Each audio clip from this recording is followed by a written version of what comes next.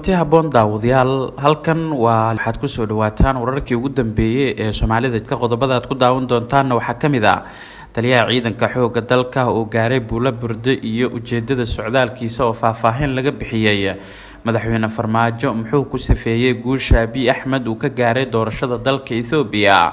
galmudug oo faahfaahin ka bixisay dil loo geystay dad isku qoys ah maamulka gobolka Banaadir iyo dawladda Qatar oo ka wada hadlay fulinta mashaariic horumarineed oo laga fuliyo gobolka Banaadir intaas waxay ahaayeen qaar kamid ah qodobada aad kaga bogan doontaan tabinteena tooska wararkii ugu dambeeyay ee Soomaalida haddii aad nagu cusub tihiin waxaan idin xusuusinaynaa daawadayaal inaad nagu soo biirtaan oo aad subscribe-ka noo saartaan si aad uga mid noqotaan saaxiibada ku xiran wararka warbixinada muuqaalada sida joogtadana halkan ay nagu soo baahino noqo daawadaha ugu horeeya ee xogaha wararkeena hagaag ay nagu bilowno taliyaha ciidanka xoogga dalka ayaa gaaray degmada Buula Burde ee gobolka Hiiraan taliyaha ciidanka xoogga dalka Soomaaliya General Oduwa Yusuf Raage ayaa maanta gaaray degmada Buula Burde ee gobolka Hiiraan halkaas oo si diiran loogu soo dhaweeyay taliyaha iyo xubnaha kale saraakiisha ku weelinaya socdaalkiisa garoonka diyaaradaha ee Buula Burde waxaa taliyaha ku soo dhaweeyay taliyaha qaybta 27aad General Ahmed Maxamed Ali Sootre disho iyo saraakiil kale oo ciidamada qalabka sida ee Soomaaliya oo ku sugan degmadaasi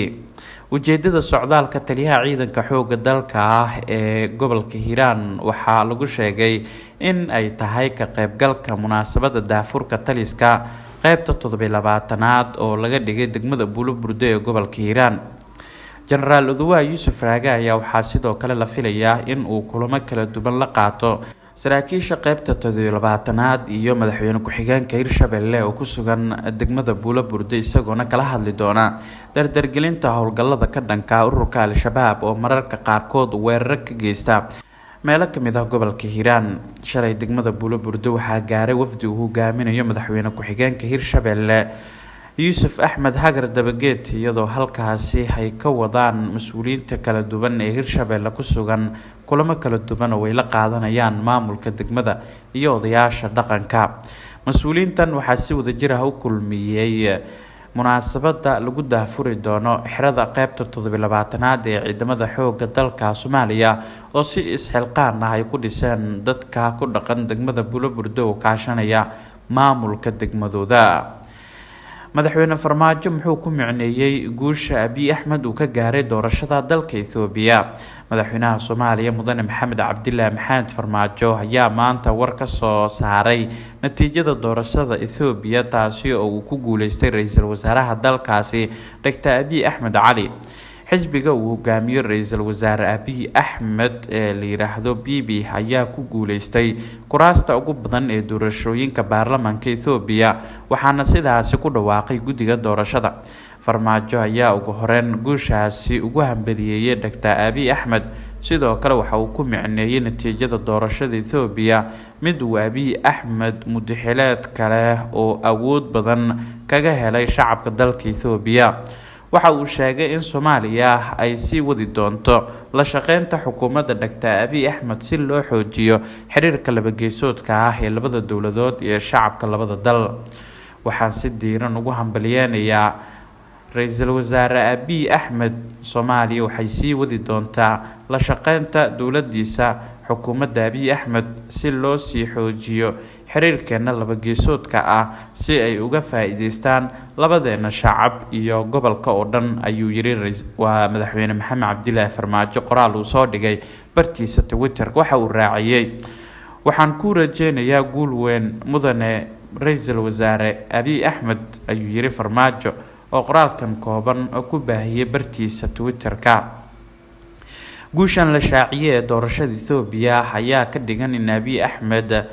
xilli labaad uu ku guuleystay xafiiska ra'iisul wasaaraha dalkaasi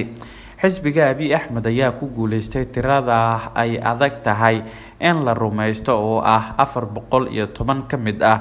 436 kursi ee baarlamaanka ama 94% sida uu sheegay gudoomiye ku-xigeenka guddiga doorashada ee dalka Itoobiya oo shir jiraayad ku qabtay magaalada caasimadda u ah dalkaasi Addis Ababa Abiy Ahmed ayaa doorashadii dhacday 21 Juun waxa uu ku micneeyay tii ugu horeysay ee si xor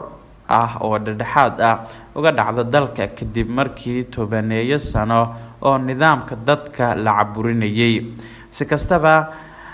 qaadacada mucaaradka ee dalka Itoobiya, dagaalo iyo rabshado qowmiyadeed iyo caqabado ka dhan ah dhinaca farsamada ah ayaa hareeyay doorashada. Sidoo kalena doorashada kama aysan dhicin 3 ka mid ah 10 gobol ee dalka Itoobiya oo ugu weyn tahay gobolka Tigreega oo xaalado qalalaase ay ka taagan yihiin. galmudugna waxay war ka soo saareen dil qorsheysan oo dad isku qoys ah lagu geystay qaybo ka mid ah gobolka Mudug. xilli xalay deegaanka Saax Qurun ee gobolka Mudug ay rag hubeysan oo aan heebtooda la aqoon ay halkaasi ku dileen dad isku qoys ah ayaa waxaa falkaasi ka hadlay dowlad goboleedka Soomaaliyeed ee Galmudug.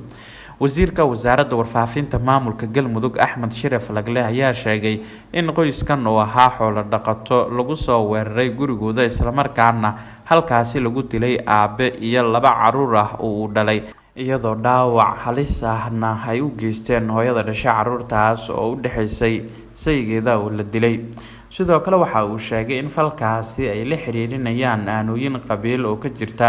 deegaano ku yaala galbeedka magaalada Gaalkacyo, isla markaana Galmudug ay imikan ku daba joogto dadkii ka dambeeyay dilkaasi. dhacdooyinka la xiriira dilalka aanooyinka qabiil ayaa 2 sano ee la soo dhaafay ku soo badanayay deegaanada dowlad goboleedka Galmudug, iyadoona mararka qaarkood marka ay dhacaan dilalkan ay maamulka Galmudug kaliya ku soo koobaan inay ku daba jiraan. maamulka gobolka Banaadirna waxay qadar kala hadleen fulinta mashaariic horumarineed oo laga fulinayo caasimadda dalka. xogayaha guud ee maamulka gobolka Banaadir Xiire Axmed Rooble ayaa ku booqday xarunta safaaradda Qatar ay ku leedahay caasimadda Muqdisho danjiraha dowladda Qatar u fadhiya Soomaaliya Xasan Xamza Asad. danjir Xamza iyo xogayaha ayaa waxay ka wada hadleen xoojinta dhamaystirka mashaariicda ka socda magaalada Muqdisho iyo sidii loo horumarin lahaa mashaariic la filayo in mustaqbalka ay safaaraddu wakiil uga tahay dowladda Qatar iyo dhammaan hay-adahooda khayriga ah. war kooban oo ka soo baxay maamulka gobolka Banaadir waxaa lagu sheegay in kulanka uu ku soo ilaaday is-afgarad iyo isfaham dhameystiran, isla markaana lagu ballamay in la joogteeyo kulamada noocan oo kale ah. dowladda Qatar ayaa waxa ay ka mid tahay dowladaha sida weyn taageerada u siiya Soomaaliya, waxaana la sheegay in saaxiibo gaar ah ay la tahay madaxda hadda fadhiisa villa Soomaaliya oo uu horkacayo madaxweynaha Soomaaliya mudane Maxamed Cabdilaahi Farmaajo. saaxiibayaal daawadayaal wararkii ugu dambeeyay aad ka daawaneyseen barteena waa inaga inta warkan midkiisa xigeenteena dib u kulmi doona nabadiino.